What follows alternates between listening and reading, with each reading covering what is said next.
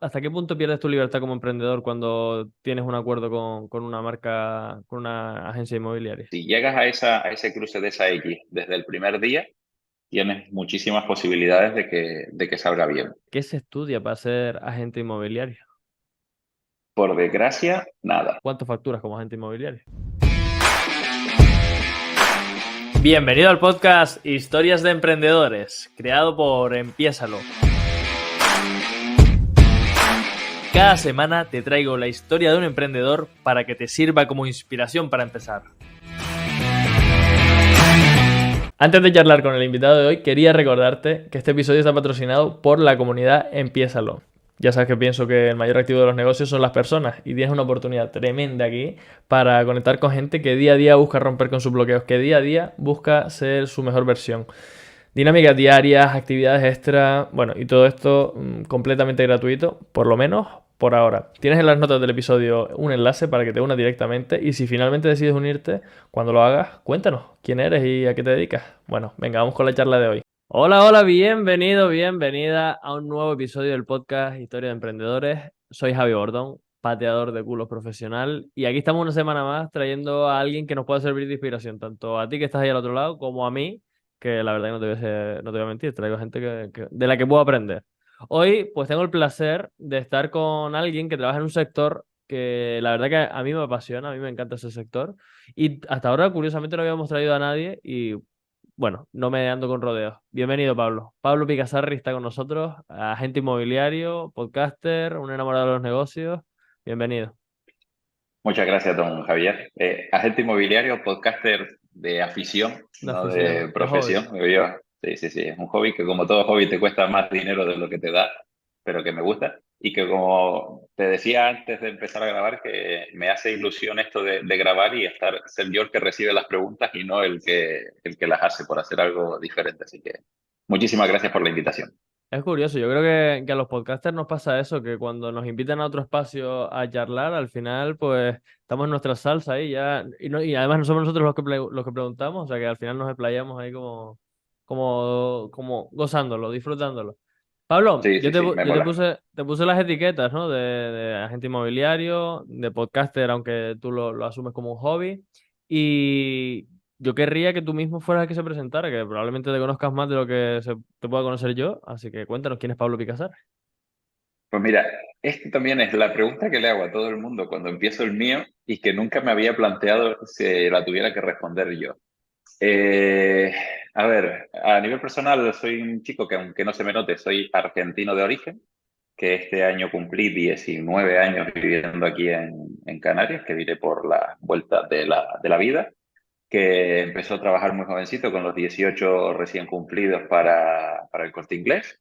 Entramos por una campaña de Navidad y tuve suerte de poder quedarme ahí. Las vueltas de la vida me llevaron a trabajar en una empresa que estaba subcontratada por el Corte, una empresa de instalación de tarimas flotantes y demás y tal, donde estuve unos 4 o 5 añitos y donde yo creo que me sirvió de prácticas de empresario, ya visto un poco con perspectiva en el tiempo porque entré en una empresa que era muy precaria, pero bueno, me había quedado en el paro y bueno, por algo por empezar. Y poquito a poco fui cada vez cogiendo un poco más las riendas de la empresa y estaba guay, entre comillas, por eso, porque era como unas prácticas de empresario porque manejaba una empresa por completo sin que fuera mía, digamos, jugando en el buen sentido con el dinero del otro, o gestionando más que jugando con el dinero de otro. Y ahí fue cuando llegó un punto en el que dije, se acabó, no, no voy a trabajar para otro, quiero trabajar para mí. Y decidí dar el salto al abismo del autónomo. Y nada, empecé con la idea de un proyecto que iba muy vinculado con el tema de las reformas y demás, nada que ver con el sector inmobiliario. Y las vueltas de esto, de empezar a querer darle vueltas al proyecto y demás y tal, de intentar buscar clientes, topé con una agencia inmobiliaria, con Don Pisos, que fui a esa agencia en concreto porque conocí a nivel personal a Vanessa, la directora, y de esto de llegar a decir, dame casas para reformar, a invitarme a un curso de iniciación y a cogerle el gustito, y aquí estamos 5 años después dedicándonos a esto que, como le digo a todo el mundo, creo que soy un afortunado porque me encanta mi trabajo, estoy enamorado de mi trabajo. La casualidad me llevó a esto y muy contento. No se sabe qué será de mí dentro de 5 años, pero de momento muy contento. Como todo en la vida, ¿no? Que al final parece que las casualidades nos van llevando y nos ponen en el punto justo donde tenemos que estar. Me parece súper curioso porque en realidad tú siempre, o por lo que cuentas aquí en tu historia, vienes de estar trabajando por cuenta ajena, vienes de estar ahí haciendo tus pinitos y demás, pero eh, ¿cuándo te vino esa vena emprendedora? ¿Cuándo fue cuando dijiste, oye, pues voy a dar el salto? Ya nos estás contando que fue después del tema de las tarimas flotantes, pero ¿cuál fue el detonante que te llevó a lanzarte por tu cuenta? Mira, yo creo que desde que era chiquito, siendo, o sea, siendo inconsciente, por así decirlo, yo ya tenía claro que quería ser empresario porque mi madre me decía, y sí que cuando era chico me preguntaba eso de qué quería ser mayor, decía, yo no sé lo que quiero ser, pero sí sé que quiero tener mi empresa, tener mi despacho, digo, y salir de mi oficina con aire acondicionado e irme para mi Mm. casa con mi familia, ¿vale? No se sabía de qué era lo que iba a trabajar, pero yo tenía claro que quería trabajar cómodo. Pero yo creo que llegó en un punto, como te decía, en el que estaba asumiendo tanto el cargo de la empresa y me daba, entre comillas, tanto coraje ser yo el que daba la cara, el que tal vez cobraba 10 días más tarde para pagarle a los empleados y después yo. O sea, era tanto como si la empresa era mía, incluso había clientes y proveedores y demás que pensaban que verdaderamente la empresa era mía, que fue ahí donde, y bueno, y el que era el dueño de la empresa, desde mi punto de vista, no se merecía, ¿verdad? Ese punto de creó la empresa, pasaba de todo 3 kilos y yo me comía los marrones y, bueno, y las cosas positivas también, de todo. Entonces yo creo que ahí fue un poco el punto donde dije yo, es que para matarme por esto, para otro, lo hago para mí. Y dije, vamos a probar. Ya, pero al final es algo que le digo también a todo el mundo cuando tiene la duda de si emprender o no. Y dije yo, bueno, a ver, ¿qué puede pasar? ¿Que te salga mal? Vale. Si sale mal, vas a dejar de tener un techo donde dormir, vas a dejar de tener un plato de comida, sea más rico o menos rico para comer. No, pues entonces, ¿qué tenés que perder? Y gracias a Dios, pues me salió bien. De la misma manera que me podría haber salido mal, pero yo creo que fue eso, el punto de para matarme para otro, me mato para mí, que lo voy a hacer con gusto. ¿Tú crees que esto tendrá algo que ver con tu sangre latina? Porque sí que es verdad que yo, por mi trabajo, me relaciono con mucha gente de todo el mundo y en especial con gente de Latinoamérica, con bastante gente. Y sí que noto en ellos más esa actitud emprendedora. Aquí nos han educado a ser funcionarios, a ser empleados, a hacer no sé qué y a hacer no sé cuánto. Y allí, pues bueno, hay que sobrevivir, hay que buscarse la vida y hay que salir a luchar. Entonces, visto desde aquí, o sea, no sé si esa es la realidad allí Sí, sí, sí. realmente o no, pero visto desde aquí parece que es así. Entonces, ¿tú crees que tendrá algo que ver con esa educación que te dieron tu familia argentina y por eso que viviste allí o en realidad no tendrá nada que ver A con eso? ver, si te digo te miento porque yo me vine con 15 16 años, entonces no llegué a tener como ese punto de experiencia laboral de decir qué es lo que tengo que hacer o no me había llegado a plantear nada de nivel laboral en ese sentido. Pero sí es verdad que también un poco por lo que ves en casa de la parte de trabajar, mi madre también fue empleada, pero después también se buscó las cosas por su cuenta y fue siempre muy luchadora. Mi padre falleció siendo yo muy chico, pero bueno, también era el punto de eso. La referencia que tengo por mis hermanos, pues yo tengo todos mis hermanos que son el siguiente que me saca 16 años y siempre han sido muy de trabajar, de emprender. O sea, puede que sea algo que te viene en los genes, ¿no? Que siempre decimos también del gen emprendedor. Si te digo, te miento. Puede que haya algo de ahí, pero no te lo sabría decir a ciencia cierta. Vale, vale, vale. Oye, y Pablo, tú ahora mismo estás con otra agencia, pero en su inicio empezaste con Don Piso o directamente empezaste con Siegel o con No, Siegel. no, no. Yo empecé, fue eso, a raíz de una reunión en plan intentando buscar casa o alguien que me pudiera referenciar a clientes que quisieran reformar. Pensé, bueno, una inmobiliaria continuamente vende casas. Cualquiera que quiera comprar una casa, pues tendrá algo que, desde tan solo como si es pintar. Y fue ahí donde me ofrecieron la formación y empecé ahí en abril 2008, de 2018. Sí, es verdad que el primer año empecé porque tenía un poco la cosa de mi proyecto personal, de lo que quería hacer con las reformas y empecé un poco compaginando las dos tareas porque no me quería quedar con las ganas de saber qué hubiera pasado o lo que era mi idea principal o de mi proyecto de emprendimiento, quería probar suerte a ver qué tal. Y empecé el curso de formación en Don Piso, muy bien, me gustó. Empecé haciendo las dos cosas a la par. Sí es verdad que los inicios en el sector inmobiliario pueden ser difíciles porque al final no es un trabajo en el cual ves resultados inmediatos, pero creo que el haber compaginado con el otro proyecto sí me ayudó a poder aguantar esa parte complicada del principio. Y muy bien, y en Don Piso estuve 3 añitos y medio, casi 4, sí, casi 4. Y esto fue en principios del año pasado que cogí, que di el salto a Siegel, que es donde estoy ahora. Y en estos 5 años que llevas con tu negocio, ¿qué cosas remarcarías? Es decir, ¿qué puntos crees tú que fueron momentos importantes que marcaron una diferencia? Porque ya no estás Yo hablando de creo que que, al principio fue complicado conseguir las primeras casas, empezar a generar resultados y demás. Eso a todo el mundo nos marca. Tú por tu forma de ser ya te habías planteado el colchón por otra parte con otra línea de negocio, pero ¿qué remarcarías de todo este camino que sean elementos importantes que un agente inmobiliario que nos pueda estar viendo o alguien que quiera vender su casa, que la gente que nuestros oyentes puedan tomar como referencia? ¿Qué cosas remarcarías? mira, yo de las primeras cosas que me sorprendí, ya no haciéndome agente inmobiliario, sino haciéndome emprendedor, por así decirlo, eh, fue la parte de colaborar y de los contactos. Yo, como decía antes, en el sector de las tarimas donde estaba, es un sector un tanto rústico, por decirlo de alguna manera, porque trabajaba con mucho instalador, con mucho arborero, con mucha tal, que estaba en un círculo diferente al de a la hora de emprender y buscar por otro lado.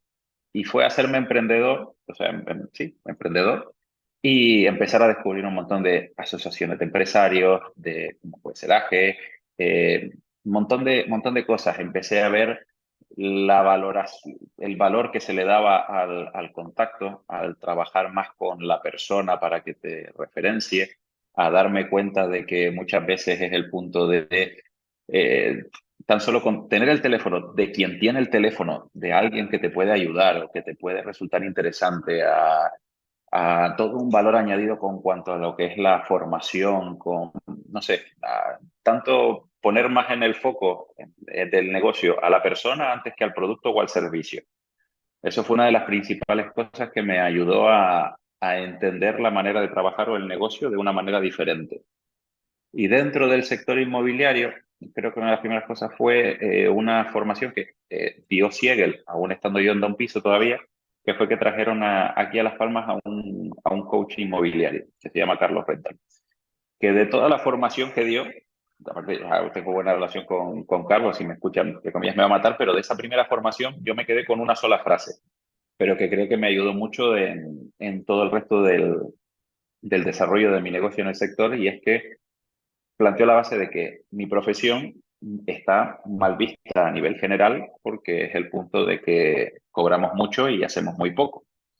Y que el punto principal de que la sociedad crea eso es culpa nuestra porque al final la gente cree en función de lo que nosotros mostramos. Y creo que eso también me ayudó a dar el punto de mostrar y hacer mi trabajo, que es lo que intento, de una manera diferente para esa imagen a nivel global, que creo que poco a poco a nivel general todo el mundo la está cambiando un poco la manera de que se muestra el sector inmobiliario, está cambiando. Creo que me ayudó a poder crecer un poquito dentro del sector o por lo menos intentar siempre hacer algo diferente y no quedarme en la monotonía. Así que a nivel general creo que destacaría esas dos.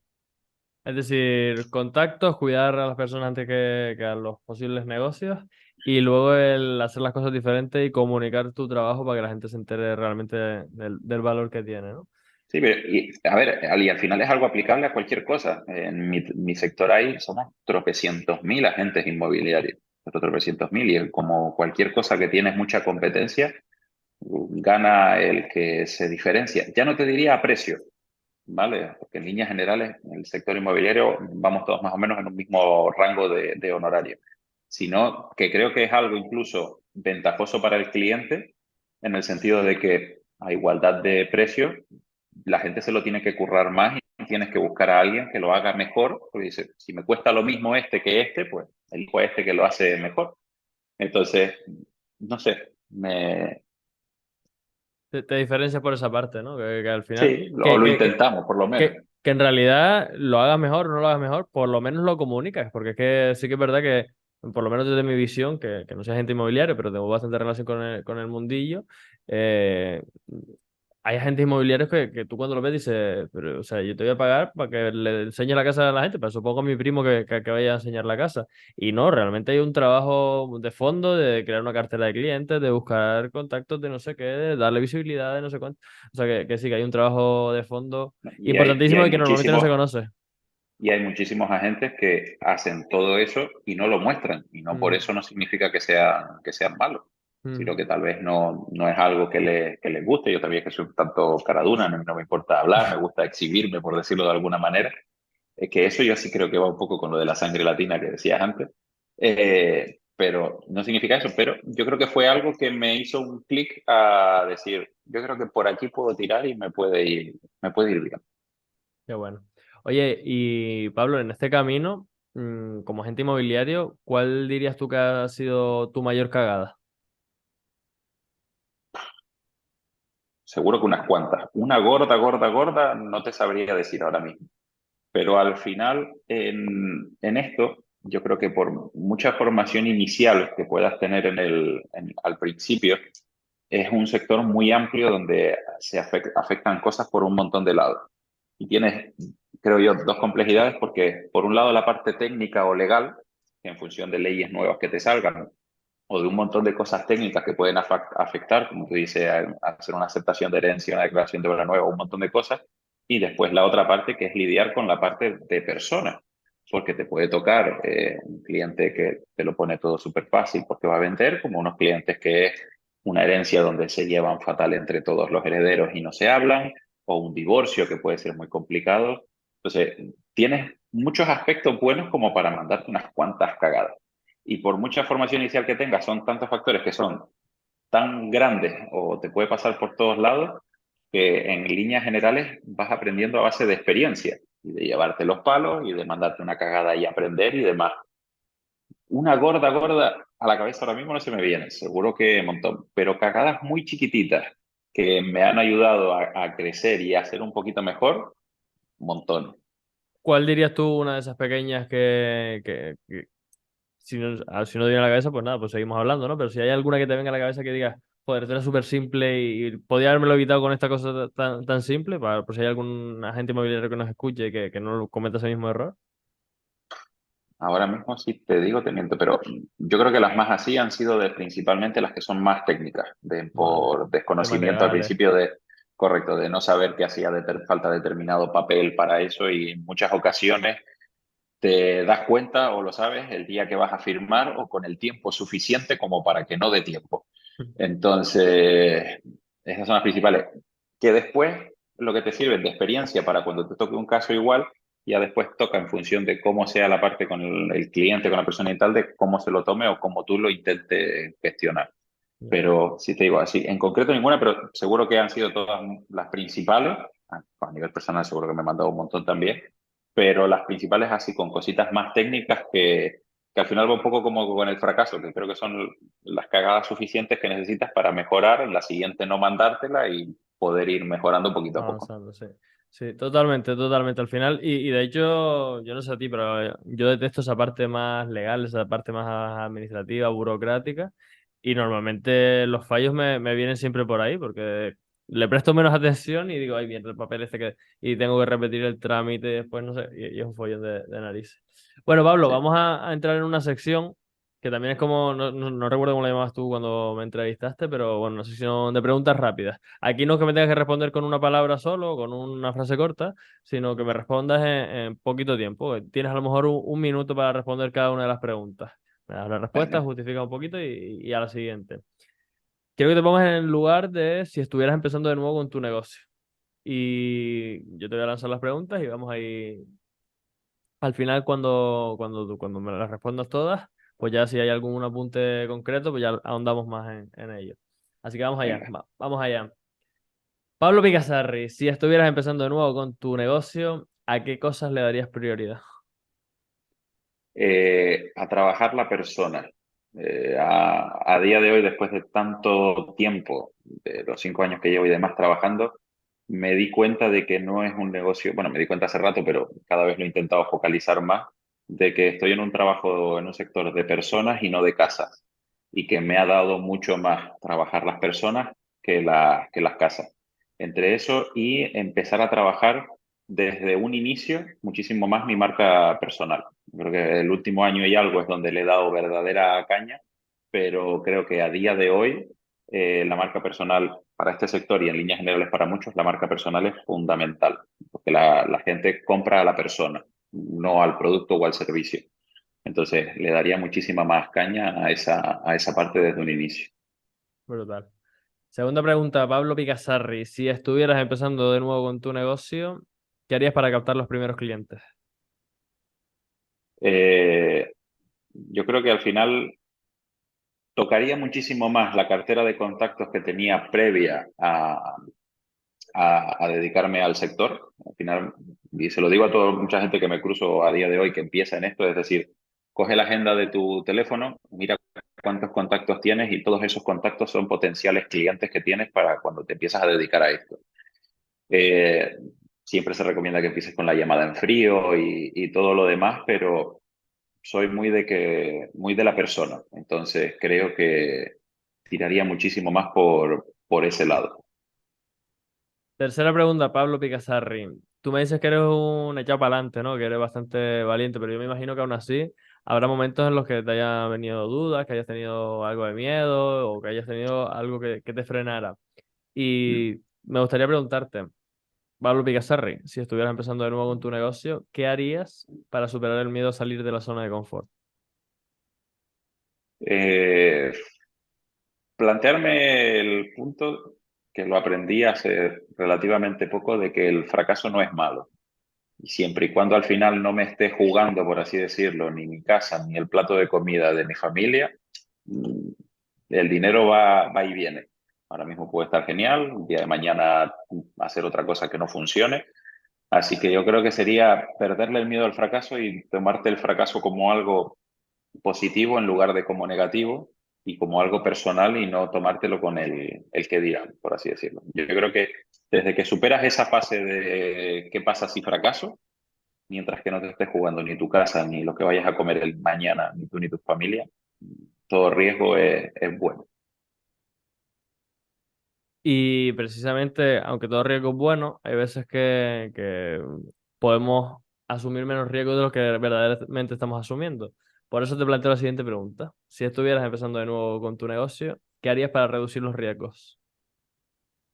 Eh, te digo una cosa, yo lo haría al contrario, de cómo fueron mis inicios, que entre comillas sí creo que arriesgué, dejando un trabajo que me daba algo estable, a entre comillas irme al abismo. Pero yo creo que en mis inicios, entre comillas, me arrepiento de tal vez no haber arriesgado un poquito más, partiendo de la base de que si empezase con la experiencia que tengo a día de hoy, no solo en el sector, sino a nivel empresarial general, pero te digo que me arrepiento, entre comillas, de no haber arriesgado un poquito más antes de haber sido menos arriesgado. O sea, que tú irías para adelante de cabeza, ¿no? Sí, planteándome con lo que sé a día de hoy, obviamente, Ujú. hace 5 años era todo lo contrario, pero al punto de saber aprender a medir un poco más en la proporción que te puede ir en función de riesgo-beneficio. Yo creo que iría un poco por ahí y después planteándote de que la parte que tienes que asumir de riesgo no afecte a tu parte principal, por así decirlo, no ir a Mm. un todo o nada, ¿vale? Sino que los riesgos ir asumiéndolos cuando quieres dar un paso hacia adelante en lo que tienes. O sea, arriesgo, llego, afianza, vuelvo a arriesgar otra vez. Brutal. Y última pregunta, Pablo. Si estuvieras empezando de nuevo con tu negocio, ¿qué harías para ganar más dinero? Vender más casas. No, no sé, al final, no te sabría decir, sí, al final mi negocio básicamente va en función de lo que pueda ser capaz de captar o de gestionar, pero creo que tal vez lo que me hubiera ayudado a ganar más dinero es haber invertido más. aunque parezca contraproducente, pero creo que cuanto más he invertido a lo largo de los años, tanto en el trabajo que hago como en mi marca personal, ha hecho que mis resultados vayan a mejor. Así que yo creo que la mejor manera de poder ganar más es invertir. Que invertir no es solo gastar dinero, sino también es invertir en saber optimizar tus costes, tu tiempo y todo. Pero yo creo que invertir un poquito más. Vamos a meternos ahora un poco de lleno en tu trabajo, porque creo que, o sea, hay bastantes puntos de los que has ido tratando que creo que son interesantes, pero van a salir en esta conversación. Entonces, para ir calentando un poquito en el sector o sea, en cuanto al tema de tu sector, me gustaría preguntarte, ¿qué se estudia para ser agente inmobiliario? Por desgracia, nada. Sí es verdad que yo soy defensor de una cosa que si hubiese sido así, tal vez no hubiese entrado en el sector, pero que ya una vez dentro creo que es muy necesaria y el problema es eso, que no se tiene que estudiar nada. Y eso genera que bueno, genera y ha generado que cuando las cosas van muy bien, puede haber mucho intrusismo en operaciones y en cosas donde se mueve tanto dinero y donde es tan importante dentro de la economía general y que al final también es otra de las cosas que termina denigrando la profesión. Entonces, aquí en España no necesitas ningún tipo de formación ni absolutamente nada a nivel nacional. Ya después a nivel autonómico, pues en función de la comunidad, te pueden llegar a exigir algo, pero en líneas generales a nivel formativo, nada. ¿Vale? Aquí en Canarias, por ejemplo, sí tenemos un registro de agencias inmobiliarias y de agentes inmobiliarios, pero que no está basado en formación, sino simplemente en credibilidad de la empresa, por así decirlo, o experiencia y que en realidad lo único que aporta, por decirle al consumidor, es decir, bueno, esta empresa figura aquí, cumple con cierto estándar, pero poco más. Y yo soy un gran defensor de que mi sector es un sector que se tendría que regular profundamente para que vaya mejor, para que no haya tanta estafa, aunque no es que la haya, sea algo normal, pero que no haya tanto intrusismo y darle un poquito más de calidad a un sector muy importante dentro de la economía, el de la economía a nivel nacional. Y aparte de esa formación reglada o regulada que tú propones como solución para que no haya tanto intrusismo y para que se dé un mejor servicio, ¿qué recomendarías tú para formarse? No de cara a la galería, no de cara a que tengas la regulación, sino de cara a ser mejor agente inmobiliario. Mira, a nivel académico, si te digo te miento, que tengas una formación básica, incluso creo que a nivel de administración de empresas, empresarial y demás, puede ser muy interesante, partiendo del punto de que si quieres dejar de ser, digamos, un agente independiente o dependiente de una marca o colaborativo de una marca, a que tú quieras hacer tu propia agencia inmobiliaria. Entonces, en ese sentido, a la hora de administrarte, de saber cómo funciona una factura, el IGIC, etcétera, a nivel administrativo, creo que es muy interesante porque también te ayuda a estructurarte un poco después en todas las operaciones que tienes que hacer, que hay mucho papeleo. Si tienes una base en derecho, es que la realidad es que parte de que este sector toca demasiados palos. Entonces, a nivel administrativo te serviría mucho, creo yo, a nivel personal.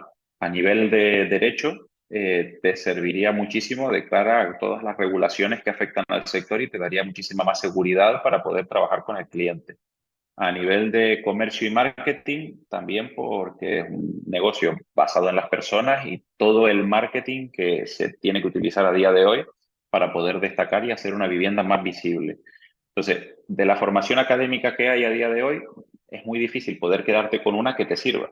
Por eso, entre comillas, creo que es muy importante o interesante que haya algo reglado que sea, tal vez si no es factor indispensable, pero algo muy sencillo para poder entrar al sector para que antes de explicarte cómo captar una casa, te explique a cómo gestionarte tú como empresa, cómo gestionar el sector, tener una base de todas las leyes que pueden afectar, cómo se lleva un poco el marketing a nivel general de una propiedad, porque aunque el marketing, es una palabra que hoy está muy de moda, pero el marketing no es igual para vender una casa que para vender una crema, que para vender un perfume, que para vender un coche. Entonces, creo que sería un mix de muchas, por así decirlo. Y Pablo, a mí me genera bastante curiosidad porque hay un montón de agencias inmobiliarias, que si Don Piso, que si Remax, que si Sigel, que si, bueno, o sea, hay montones, ¿no? Eh, ¿qué, ¿Por qué un agente? Porque al final tú también, tú tienes tu propio negocio y formas parte de una marca. ¿Por qué no hay más agentes inmobiliarios que trabajan por libre y la mayoría están avalados por marcas? O sea, sí, te da autoridad, te da prestigio, te da distintas cosas, pero eh, ¿qué es realmente lo que te aporta trabajar con una corporación? Porque al final es como una especie de mini franquicia, por así decirlo, o así lo entiendo yo. Sí, a ver, para que más o menos la base de que todo el mundo lo entienda, todos los agentes inmobiliarios, por lo menos aquí, la gran mayoría somos todos autónomos. Y tú lo que tienes es un acuerdo de colaboración con la marca, ¿vale? Digamos, entre comillas, como que se hacen socios. Formas una sociedad donde tú pones tu cartera de clientes, tu trabajo de captación y todo lo demás, y la oficina lo que te da son todos los recursos en cuanto a la imagen de marca, una oficina, o sea, unas instalaciones, un sistema informático con el que tú poder trabajar y todo lo demás, y en función de eso, de o bien el proyecto de carrera que tenga la inmobiliaria o en función de las capacidades que tenga el agente inmobiliario, lo que pueda negociar, pues llegar a un acuerdo de porcentajes de lo que se lleva cada uno dentro de esa sociedad que tú estás formando. Eh, ¿Por qué no hay más gente que quiere hacer lo otro? Hay de todo. O sea, podemos estandarizar sin ánimo de ofender, pero puede ser o por comodidad, porque al final estás bien, estás cómodo, no te importa tener ese acuerdo, sea bueno o sea malo, por no querer asumir riesgos, porque al final eh, el dar ese paso es, como te decía, es tener en cuenta de que ahora tienes que pagar tú la oficina, que tienes que tener personal a tu cargo porque la oficina, si tú no puede ser que esté cerrada si tú te vas a enseñar una vivienda, a nivel jurídico, y, o sea, muchos otros aspectos que engloba el abrir la oficina. Si te lo planteas abriendo una oficina, porque hay quien es agente independiente y no tiene oficina, no tiene nada y trabaja desde casa. Y yo, desde mi punto de vista, si algún día me da por hacer eso, yo si lo hago bien, por así decirlo. Si quiero dar un salto, no voy a dar un salto para trabajar desde el salón de mi casa. Voy a saltar de una oficina enorme con unos servicios para pasar a trabajar en el salón de casa. Tú Entonces, quieres estar aire creo que acondicionado, ¿no?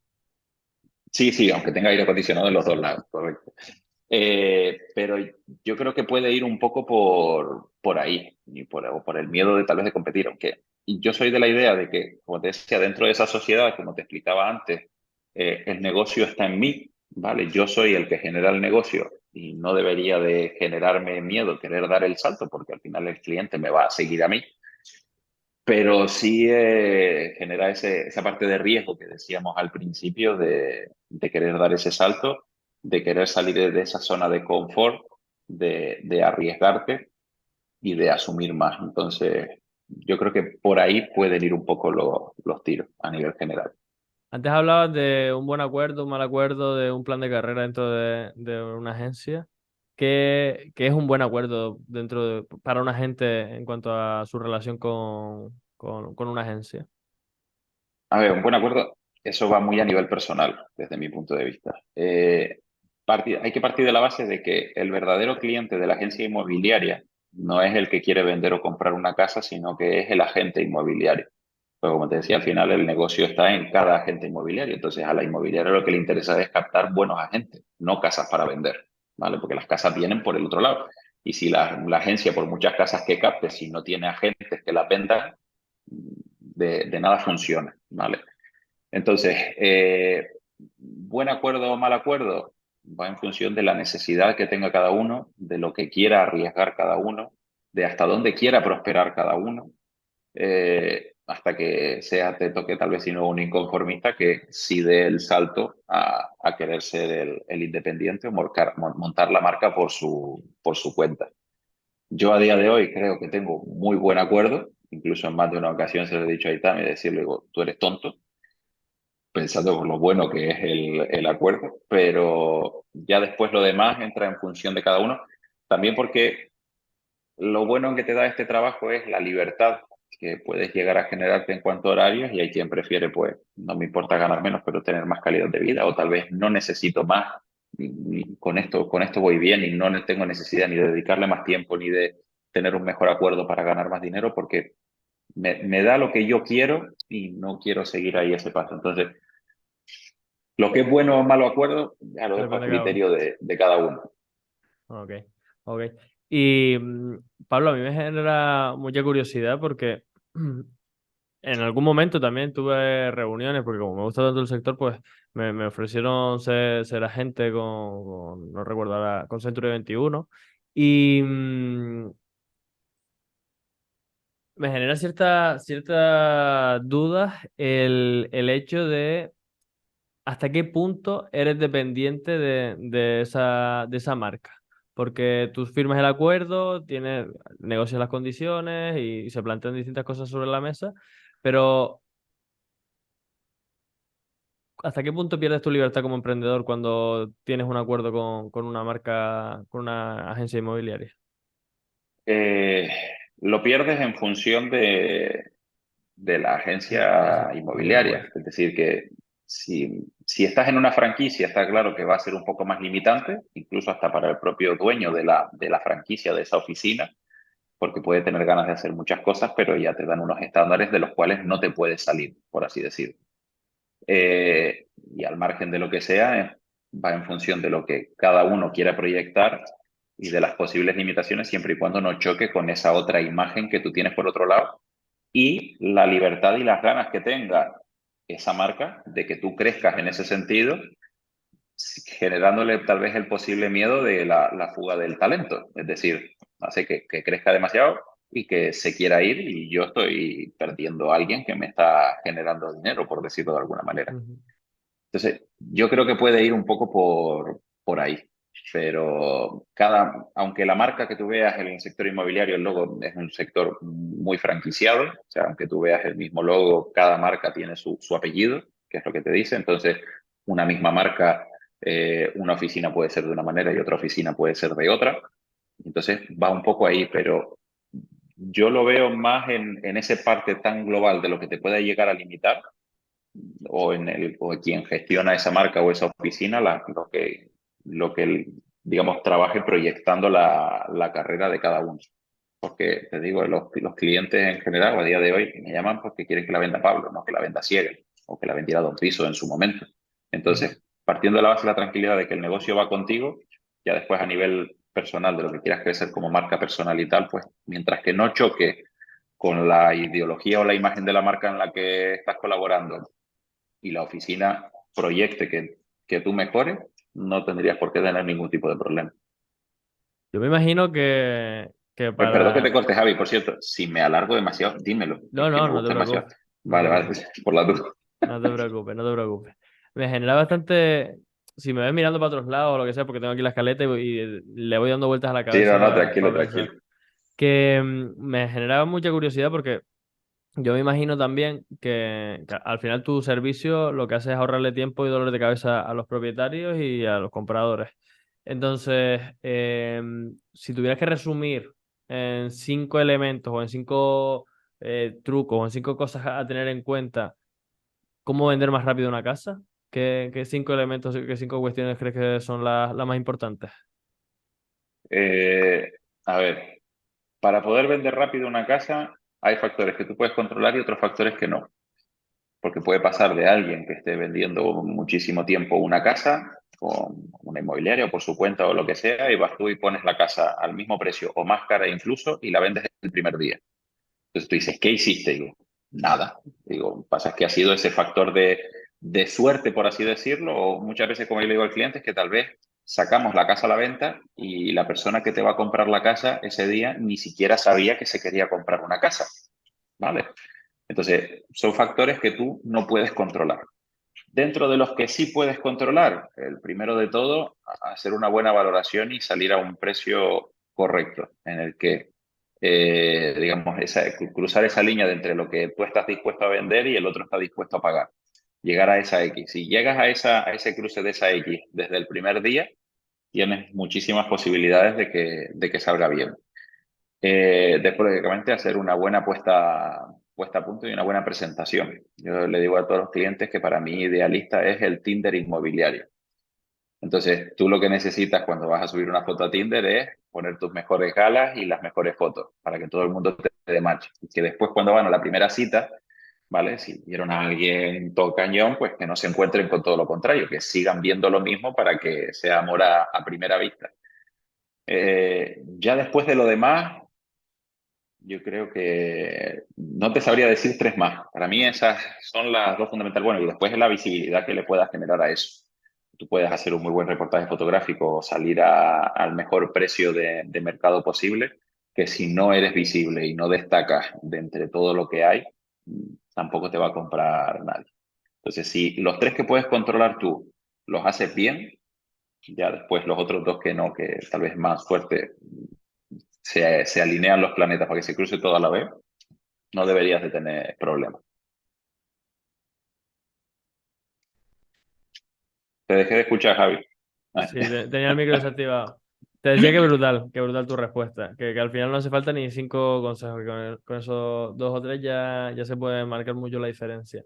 Y también te comentaba que llegamos al final, que ahora toca tratar un tema que en general en la sociedad es bastante tabú, que es una pregunta que a muchos invitados les incomoda y de hecho alguna invitada me ha dicho, oye, ay, Javi, que no me gusta que me hicieras esa pregunta, vamos a ver cómo reaccionas tú. no tengo Básicamente problema. vamos a hablar de dinero. Yo creo que al igual que con las casas, si no se comunica, si no se transmite y con tu trabajo, no se sabe que existe. Y el dinero está en nuestro día a día, por suerte o por desgracia, y creo que si lo hablamos, lo naturalizaremos y sabremos gestionarlo mejor. Entonces, por ello le pregunto a mis invitados que cuánto facturan con tus negocios. Entonces, Pablo, tú eres agente inmobiliario, ¿cuánto facturas como agente inmobiliario? Mira, en el sector se dice, lo puedes contabilizar de dos maneras diferentes, ¿vale? O siempre se contabiliza de dos maneras diferentes. Uno, lo que es facturación a nivel de lo que se cobra de honorarios al cliente, ¿vale? Que es de, bueno, yo este año facturo tanto, facturo cuánto, que es lo que al final en global se le factura al cliente. Y después, en función del acuerdo que tenga cada uno, lo que se lleva de esa facturación inicial. Gracias a Dios, cada año que ha ido pasando de mi actividad, cada año me he ido superando a mí mismo. Cada año he ido rompiendo mi récord personal, por así decirlo. Este año, si todo sigue como tal, pues volveremos a romper. No te diré cifra exacta, pero sí te diré que tanto a nivel global de honorarios como de lo que me llevo yo, superamos los 100. Brutal. Si superas los Que 100 no con lo está tuyo, mal. ya me imagino que con la facturación, pues, o sea, con la facturación total será más. O sea, que Sí, enhorabuena. sí, sí. Sí, sí, sí. No, Enhorabuena. la verdad que muy bien, muy contento. No me puedo quejar. Eso es, no te voy a negar, es una de las cosas que hace que también me enamore de mi trabajo. Que te guste, ¿no? Pero es muy subjetivo en función de cada gente, de lo que haga, y Claro. no necesariamente mucho. Es decir, vender mucho, me explico. Es decir, al final, si nosotros cobramos un porcentaje en función del valor de la propiedad, entonces vas a facturar tal vez más vendiendo 2 casas de medio millón que 5 casas de 200 o que 5 casas de 100. Entonces, va muy en función de eso. Que eso es lo que genera tanto atractivo y porque hay tanto intrusismo, entre comillas. Pero para llegar hasta ahí, pues es hacer más trabajo, es mantenerte, eh, es demasiado. Pero bueno, vamos por ahí, no me Un quejo. camino a recorrer, un camino a recorrer. La segunda pregunta que suelo hacer con respecto a este tema es: ¿cuál es el margen de beneficio? Tú al final le ofreces tu servicio, dedicas tu tiempo y no sé qué clase de gastos tengas. Uno de los mayores me imagino que será el desplazamiento, pero a grosso modo, ¿podría contarnos cuáles son los márgenes, no sé si en tu sector o en tu caso concreto?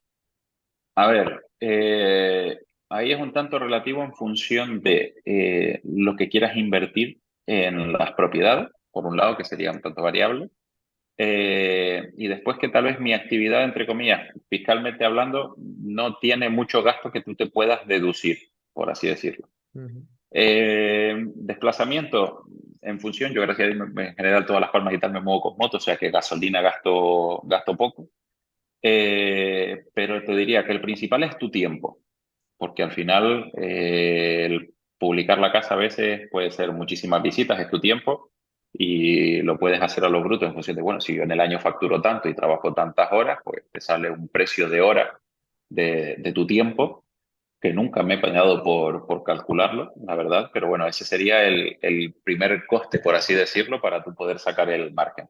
Y después, en función de lo que quieras invertir, como te decía antes, en fotografías, en vídeo, en redes sociales, en el marketing que específico que le quieras aplicar Ujú.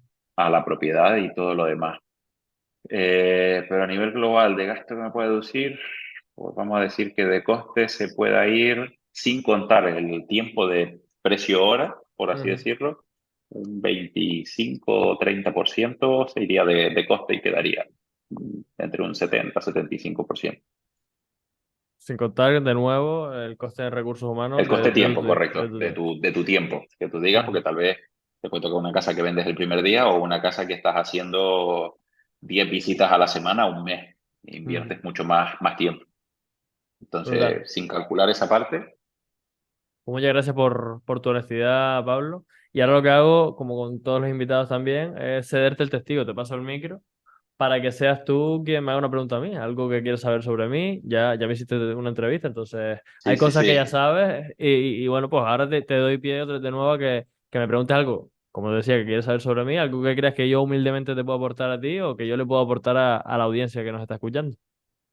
Yo no recuerdo si te la hice cuando te grabé el podcast a ti o no, pero bueno, que haciéndome tú las preguntas a mí, sí me llama a mí la curiosidad, que te lo dije en su momento, que me llamaba la atención de cómo reacciona la gente cuando tú empezaste con tu proyecto, que un chico de 21 años, tenías 20, 21 tenías en su Ujú. momento, viniera a decirle a otro cómo tiene que hacer las cosas, entre comillas. Entonces, ¿cómo es eso? Pues mira, fíjate, al principio yo sinceramente creo que reaccionan bien, porque no es que un chico de 21 años le venga a decir a nadie lo que tiene que hacer, sino que un chico de 21 años, con la experiencia que he podido acumular en este tiempo, con mis ganas, con mi energía y con todo lo que transmito, que yo utilizo palancas para precisamente que los 21 o los 23 que tengo ahora desaparezcan de la ecuación, y de hecho los utilizo a mi favor para beneficiarme, porque al hablar con alguien, le transmito conocimiento, ya sin cobrar le aporto valor, ya se van inspirados por mí, ya tenerte a ti delante y que tú estés charlando conmigo o que estés charlando conmigo Luis Ramos o David Sobrino o Borja Girón o no sé qué, que vengan referentes a hablar conmigo, ya son cosas que me avalan.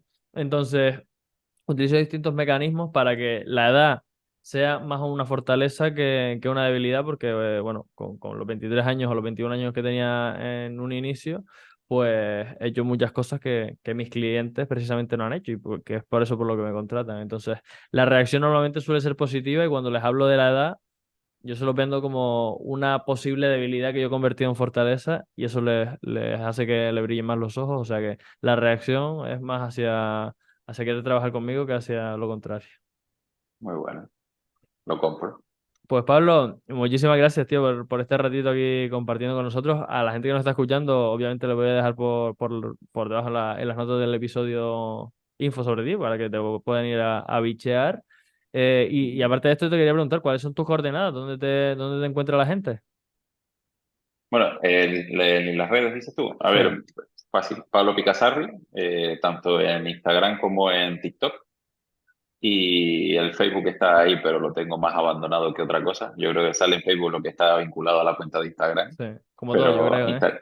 sí, sí, sí. Instagram y TikTok, con que pongan Pablo Picasarri, por suerte, para lo bueno y para lo malo, para que lo escriban bien a la primera, lo pronuncien bien a la primera. Mi apellido no es muy bueno, pero para que se acuerden de mí y me encuentren fácil entre tanto García o tanto Pérez, me ayuda. Así que con que pongan Pablo Picasarri en Google, ya me van a encontrar por todos lados. Pues ya saben, Pablo Pigazarri. Y ya, si has llegado hasta aquí, me imagino que te gusta esta temática, esta dinámica que tenemos en el podcast Historias de Emprendedores, así que te invito a que te lo guardes así. Estás en Spotify o en alguna plataforma que te permita que le pongas la máxima valoración y sobre todo que seas generoso, que no te lo quedes para ti solo, sino que lo compartas con alguien de tu entorno que tú creas que le puede servir de inspiración. Hoy estamos hablando con Pablo Pigazarri, agente inmobiliario, podcaster como hobby, empresario que estamos ahí debatiendo si de nacimiento o de crecimiento, Pero bueno, una inspiración pura. O sea que muchísimas gracias, Pablo, por tu tiempo de nuevo. Muchísimas gracias a nuestros oyentes que también se acaban de dedicar aquí un ratito a escucharnos. Y nos vemos la semana que viene con otro episodio. Bueno, no, esta semana tenemos otro episodio. Así que nos vemos en un par de días. Chao, chao. Pablo, muchas gracias. A ti, Javi, un placer. Ya sabes lo que dice Luis Ramos siempre en su podcast. Pasa la acción. Es ahí donde realmente se generan los resultados. Como aquí no podía ser de otra forma, yo te invito a que lo empieces. Empiézalo. Empieza esas cosas que sabes que tienes que hacer y que no estás haciendo todavía. Coge uno de los consejos que te ha dado este emprendedor y da un paso. Empiézalo.